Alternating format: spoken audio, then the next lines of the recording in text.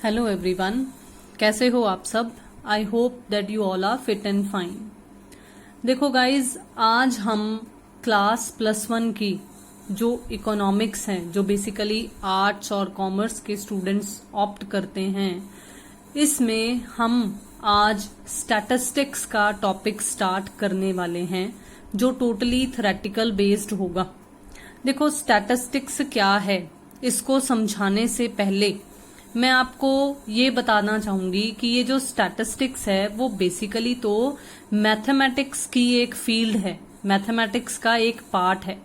लेकिन स्टैटिस्टिक्स को हम बहुत सारी फील्ड्स में इस्तेमाल कर सकते हैं। ये अकाउंटेंसी में भी यूज हो सकता है, ये और भी वेरियस फील्ड्स में यूज हो सकता है, और जिस तरह से आप देख रहे हो कि ये इकोनॉमिक्स के सब्जेक्ट का भी एक हिस्सा बना हुआ है। अब क्यों बना हुआ है ये हिस्सा? देखो, इकोनॉमिक्स जो है वो इकोनॉमी को स्टडी करने में हमारी मदद करती है, मतलब जो अर्थव्यवस्था है उसे स्टडी करने में हमारी मदद करती है, क्योंकि अर्थव्यवस्था में हम कई तरह की इकोनॉमिक एक्टिविटीज यानी कि आर्थिक क्रियाएं जो हैं वो करते हैं। अब कौन कौन सी आर्थिक क्रियाएं हो सकती हैं? देखो, कंजम्पशन यानी कि उपभोग करना एक आर्थिक क्रिया है।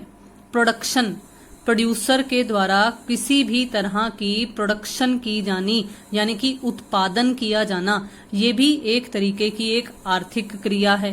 बिल्कुल इसी तरीके से हम जो सेविंग्स करते हैं यानी कि जो बचत करते हैं या जो इन्वेस्टमेंट करते हैं, मतलब किसी भी तरह का कोई निवेश करते हैं, वो सब क्या है? ये सब आर्थिक क्रियाएं हैं। हम कोई भी आर्थिक क्रिया इसलिए करते हैं ताकि हम उन क्रियाओं से कोई ना कोई बेनिफिट डिराइव कर सकें। अब देखो, हमें ये पता है कि जो एक ह्यूमन बीइंग होता है उसकी जो नीड्स होती हैं, उसकी जो जरूरतें होती हैं, वो कभी भी खत्म नहीं होती हैं। इंसान की जरूरतें कभी भी खत्म नहीं होती हैं।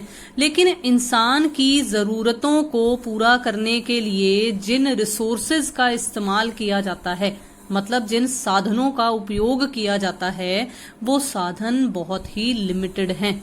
तो जो इकोनॉमिक्स है वो इन लिमिटेड साधनों का ही किस प्रकार से इस्तेमाल किया जाए ताकि हम ज्यादा से ज्यादा जरूरतों को पूरा कर सकें, वो बेसिकली इन चीजों पर स्ट्रेस देती है।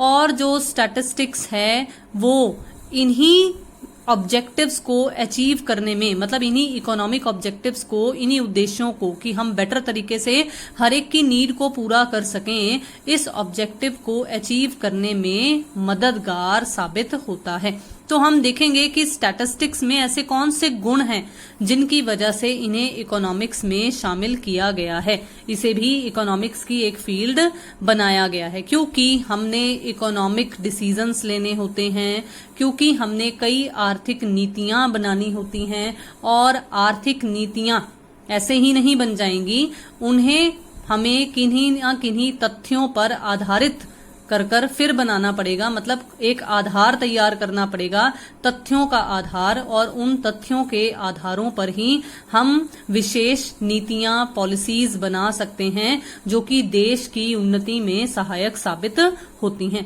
तो देखते हैं कि जो संख्याकी है वो क्या रोल प्ले करेगी। पहले हमें संख्याकी का या सांख्यिकी का यानी कि स्टैटिस्टिक्स का हमें मतलब पता होना चाहिए। देखो, मैंने कहा था कि तथ्यों की जरूरत पड़ेगी, तो देखो सबसे पहली लाइन जो है ना वो तथ्यों की तरफ ही इशारा कर रही है कि सांख्यिकी संख्यात्मक सूचनाओं का भंडार है। ये कलेक्शन है न्यूमेरिकल डेटा का। हम कोई भी पॉलिसी अगर बनाते हैं तो हमें उन नीतियों को बनाने के लिए कुछ आधारों की जरूरत है, और वो आधार कुछ और नहीं, वो न्यूमेरिकल फैक्ट्स और फिगर्स होते हैं, न्यूमेरिकल डेटा होता है, जिसके आधार पर हम डिफरेंट फाइनेंशियल पॉलिसीज बनाते हैं, इकोनॉमिक पॉलिसीज बनाते हैं। तो सांख्यिकी से अभिप्राय है संख्यात्मक सूचना या उनसे संबंधित परिमाणात्मक तथ्य और निष्कर्ष। तो इसका मतलब क्या है? Quantification of the facts and findings, मतलब हम जो भी तथ्य इकट्ठे करेंगे उन तथ्यों को संख्या के रूप में मापा जा सकता है। सिर्फ जो संख्या के रूप में नहीं मापे जा सकते उन्हें हम सांख्यिकी नहीं बोलेंगे, उन्हें हम सांख्यिकी नहीं बोलेंगे। और संख्या के रूप में होने के साथ साथ उनमें जो दूसरा गुण होना चाहिए वो क्या है, वो संबंधित होने चाहिए, परिमाणात्मक होने चाहिए, तथ्य जो हैं वो किसी ना किसी परिमाण पर आधारित होने चाहिए और ऐसे होने चाहिए कि जब हम उन्हें स्टडी करें तो उनसे कुछ निष्कर्ष निकाला जा सके, मतलब कोई ना कोई एनालिसिस या इंटरप्रिटेशन की जा सके। तो स्टैटिस्टिक्स क्या हुआ, quantification of the facts and figures, यानी कि फैक्ट्स एंड फाइंडिंग्स हो गया। Statistics deals with the collection, analysis, interpretation and presentation of numerical data. सांख्यिकी का संबंध आंकड़ों के एकत्रीकरण, प्रस्तुतिकरण तथा विश्लेषण से है। मतलब आंकड़ों को इकट्ठा भी किया जाता है, आंकड़ों को प्रस्तुत भी किया जाता है और फिर उनका विश्लेषण भी किया जाता है। देखो मैं बहुत ही सिंपल से मीनिंग में एग्जाम्पल देकर आपको इसका मतलब और ज्यादा क्लियर करना चाहूंगी। जैसे आपकी क्लास है, आपकी क्लास में मान लो 10 स्टूडेंट्स हैं। अब 10 स्टूडेंट्स ने हर एक अलग अलग सब्जेक्ट्स में, मान लो कोई क्लास टेस्ट हुआ तो उसने हर स्टूडेंट ने कितने कितने मार्क्स जो हैं स्कोर किए, ठीक है। अब टीचर क्या करेंगे, आपके क्लास टीचर क्या करेंगे, वो एक रिकॉर्ड, कोई डायरी, कोई कुछ इस तरीके का सिस्टम मेंटेन करते होंगे कि उसमें वो हर एक डेटा को फीड करते होंगे। वो कलेक्शन ऑफ डेटा है कि उस पर्टिकुलर टीचर ने, उस क्लास टीचर ने हर एक सब्जेक्ट में आपने किस सब्जेक्ट में कितने मार्क्स स्कोर किए हैं वो रिकॉर्ड कर रहा है, वो इकट्ठा कर रहा है। वो कैसे इकट्ठा किए गए हैं, जो सब्जेक्ट टीचर जिस सब्जेक्ट को पढ़ाते हैं वो उनसे कांटेक्ट कर कलेक्शन ऑफ डेटा कर रहा है, मतलब कलेक्शन ऑफ योर मार्क्स कर रहा है, ठीक है। फिर उसने उन्हें रिकॉर्ड भी कर लिया एक पर्टिकुलर डायरी में, एक पर्टिकुलर जगह पर। फिर वो उन पर एनालिसिस कर रहा है, मतलब जो प्लस माइनस करने की जरूरत है, जो आपकी इंटरनल्स देने की जरूरत है, असेसमेंट्स देने की जरूरत है, वो सब चीजें एडजस्ट करने के बाद उन पर एनालिसिस और इंटरप्रिटेशन किया जा रहा है ताकि ये पता लगा जा सके कि कौन सा स्टूडेंट है जो फर्स्ट आ रहा है, कौन सा है जो सेकंड आ रहा है।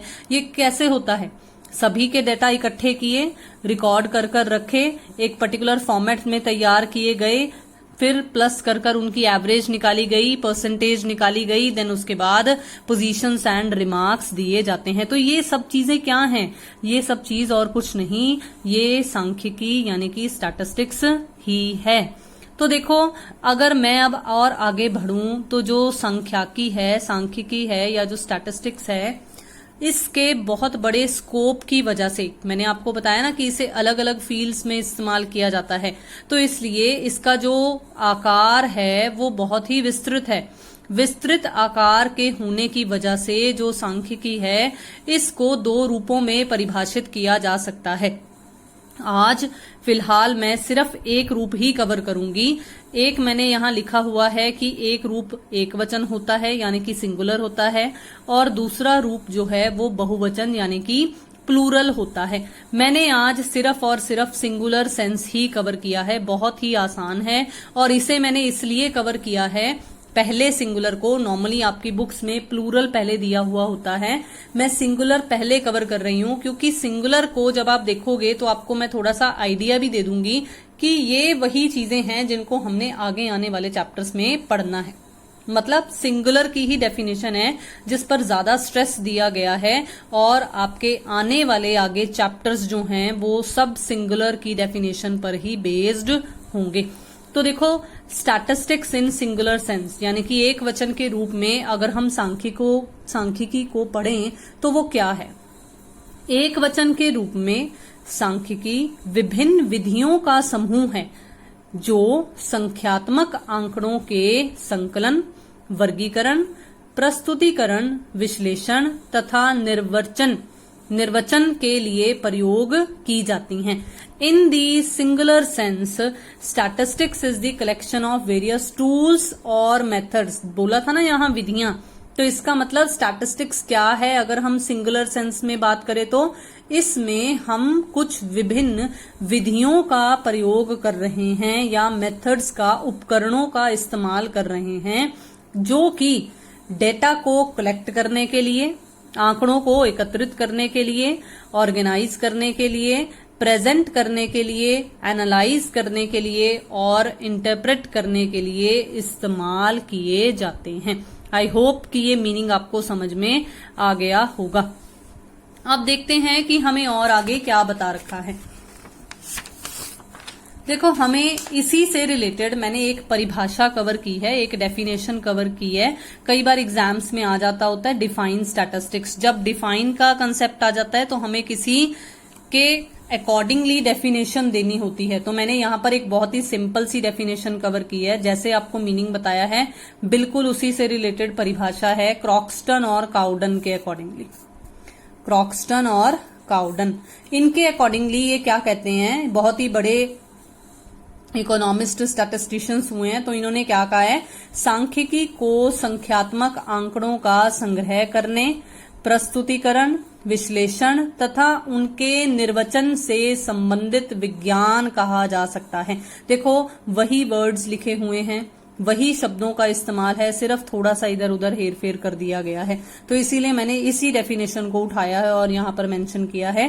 स्टैटिस्टिक्स में be defined as the collection, presentation, analysis and interpretation of numerical data. तो स्टैटिस्टिक्स इसलिए क्या है, आपकी टीचर ने कैसे डेटा कलेक्ट किया, कैसे उसे प्रेजेंट किया, कैसे उस पर उसने एनालिसिस और इंटरप्रिटेशन किया, ताकि उस न्यूमेरिकल डेटा, वो जो स्कोर आपके इकट्ठे किए थे, उन पर वो एनालिसिस कर सके और रिजल्ट पता लगा सके कि कौन सा स्टूडेंट कहाँ स्टैंड कर रहा है। This is the basic meaning of statistics in singular sense.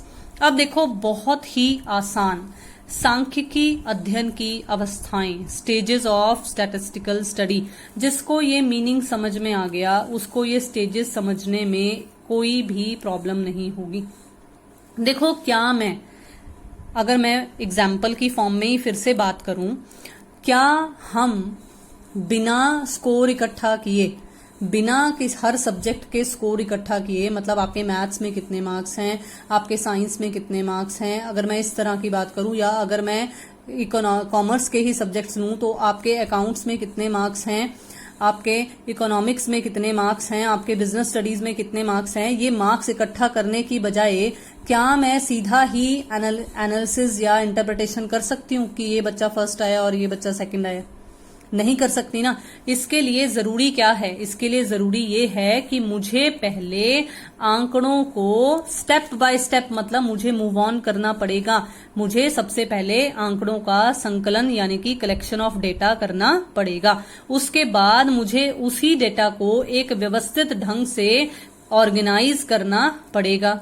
फिर आंकड़ों का प्रस्तुतिकरण करना भी जरूरी है। दिखने में भी पता चलना चाहिए कि हमारे आंकड़े क्या बता रहे हैं। अगर दिखने में पता ही ना चले तो हमें शुरू से, स्क्रैच से शुरू होना पड़ता है इंफॉर्मेशन को पता लगाने के लिए। तो एक रॉ डाटा जो है उसे एक इंफॉर्मेशन में कन्वर्ट करना भी जरूरी है। बिल्कुल इसी तरीके से आंकड़ों का विश्लेषण करना, फिर उसके बाद आंकड़ों का निर्वचन करना जरूरी है। तो step by step move on करते हैं, ठीक है। तो हर अवस्था, अब देखो ये अवस्थाएं आपको बताई गई हैं कि हम सिंगुलर सेंस की अगर बात करें तो जो हमारा स्टैटिस्टिकल डेटा होता है या जो हमारी स्टैटिस्टिकल स्टडी होती है, जो भी हम विज्ञान के तौर पर सांख्यिकी का अध्ययन करते हैं, सांख्यिकी में अध्ययन करते हैं, वो इस तरह से विभिन्न अवस्थाओं में मूव करता है। अब हर अवस्था में यानी कि हर स्टेज में विशेष प्रकार की तकनीक का प्रयोग किया जाता है।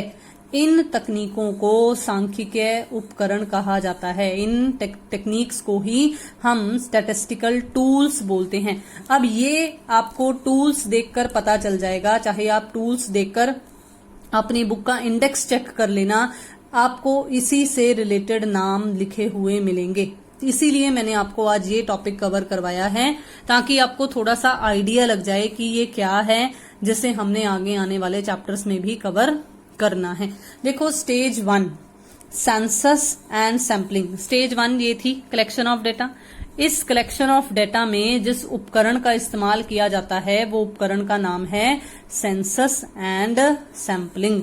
संगणना या जिनको जनगणना भी बोलते हैं, और निदर्शन जिसको प्रतिदर्श विधि भी बोला जाता है। इन दो विधियों का इस्तेमाल किया जाता है डेटा को कलेक्ट करने के लिए। दूसरा स्टेज होती है आंकड़ों का व्यवस्थीकरण यानी कि ऑर्गेनाइजेशन ऑफ डेटा, जिसमें जिन उपकरणों का इस्तेमाल किया जाता है वो उपकरण होते हैं आंकड़ों का विन्यास या मिलान रेखाएं। अब मिलान रेखाएं आपने शायद सुना हुआ होगा पहले भी, डेटा एरे ऑफ डेटा तैयार करना या टेली बार्स तैयार करना। फिर है स्टेज 3। स्टेज 3 का मतलब होता है आंकड़ों का प्रस्तुतिकरण यानी कि प्रेजेंटेशन ऑफ डेटा। अब कैसे हम डेटा को प्रस्तुत कर सकते हैं? हम टेबल बनाकर प्रस्तुत कर सकते हैं, हम ग्राफिकल रिप्रेजेंटेशन दे सकते हैं, हम कोई पाई चार्ट या डायग्राम के थ्रू भी प्रेजेंटेशन कर सकते हैं। तो स्टेज 3 के ये कुछ उपकरण होते हैं जिनमें टेबल्स को तालिका, ग्राफ और डायग्राम्स को चित्र बोला जाता है। देखो बिल्कुल इसी तरीके से जो हमारे पास ये स्टेज नंबर 4 है, ये होती है एनालिसिस ऑफ डेटा यानी कि आंकड़ों का विश्लेषण। अब इसमें कौन से उपकरणों का इस्तेमाल होता है? इसमें इस्तेमाल होता है एवरेजेस का, परसेंटेजेस का, कोरिलेशन का और रिग्रेशन का। ये आपके आगे आने वाले चैप्टर्स के ही कुछ नाम हैं, जिनमें से मैं आपको एवरेजेस यानी कि मेजर्स ऑफ सेंट्रल टेंडेंसीज ये पहले ही करवा चुकी हूं। तो इसी से रिलेटेड आपको कुछ ये चैप्टर्स जो हैं वो आगे आने वाले टॉपिक्स में देखने को मिलेंगे। जब हम ये टॉपिक्स साथ में करते रहेंगे तो आपको और क्लियर होता रहेगा कि किस तरीके से हम स्टेप बाय स्टेप मूव कर सांख्यिकी का इस्तेमाल कर डेटा को और ज्यादा मीनिंगफुल बना सकते हैं। मतलब समझ सकते हैं कि जो इन्फॉर्मेशन हमने इकट्ठी की है, जो डेटा हमने इकट्ठा किया है, उसका मीनिंग क्या है, वो हमें क्या कहना चाहता है। लास्ट स्टेज हमारे पास थी इंटरप्रिटेशन वाली, जिसमें magnitude of averages, percentages and the degree of relationships between different economic variables, इसे स्टडी किया जाता है। मतलब एक तरीके से निष्कर्ष निकाला जाता है। जैसे मैं आपको ना सिर्फ एक एग्जाम्पल यहाँ दूंगी, क्योंकि अभी और इससे ज्यादा समझाना आपके लिए समझ में नहीं आने वाली बात होगी, तो मैं यहाँ पर एक छोटी सी बिल्कुल ही मामूली सी एक एग्जाम्पल दूंगी। जैसे देखो, हम नॉर्मली ये चीज जानते हैं कि अगर किसी भी प्रोडक्ट की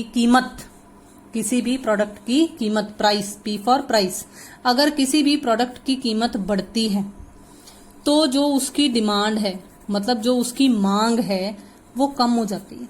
होता है ना कि चीज अगर महंगी हो जाए तो लोग उसे कम खरीदते हैं, लेकिन अगर सस्ती हो जाए, प्राइस कम हो जाए, तो लोग डिमांड ज्यादा करते हैं। सेल का कंसेप्ट होता है ना, सेल लगी होती है।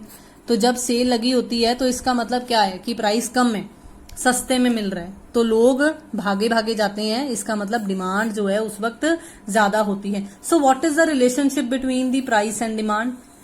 नेगेटिव रिलेशन है, मतलब इनवर्स रिलेशन है, मतलब विपरीत संबंध है। अब ये विपरीत संबंध मैंने तो आपको एग्जाम्पल देकर समझा दिया, लेकिन ये विपरीत संबंध जो है वो कई सालों के विश्लेषण के बाद, एक डाटा को इकट्ठा कर उन पर काम कर फिर ये विपरीत संबंध वाला निष्कर्ष निकाला गया है। और यही निष्कर्ष निकालने वाली जितनी भी कोफिशिएंट्स हैं, जितने भी हम मैग्नीट्यूड्स पढ़ेंगे, वो सब विभिन्न चर हम इस स्टेज 5 में पढ़ेंगे। ठीक है, तो आई होप कि आज का जो मेरा ये छोटा सा सेशन था, छोटा सा टॉपिक था, ये आपको समझ में आ गया होगा। इसलिए आई रिपीट अगेन कि अगर आपने अभी तक चैनल को सब्सक्राइब नहीं किया है तो काइंडली जल्दी से सब्सक्राइब कर लीजिए, क्योंकि अब हम सांख्यिकी में, स्टैटिस्टिक्स में आने वाले और जो चैप्टर्स हैं उन्हें भी साथ साथ कवर करेंगे, रिवाइज करेंगे। तो शेयर कीजिए वीडियोस को, लाइक कीजिए वीडियोस को, सब्सक्राइब करना मत भूलिए चैनल को, बेल आइकन प्रेस करना मत भूलिए। Thank you so much and have a nice day.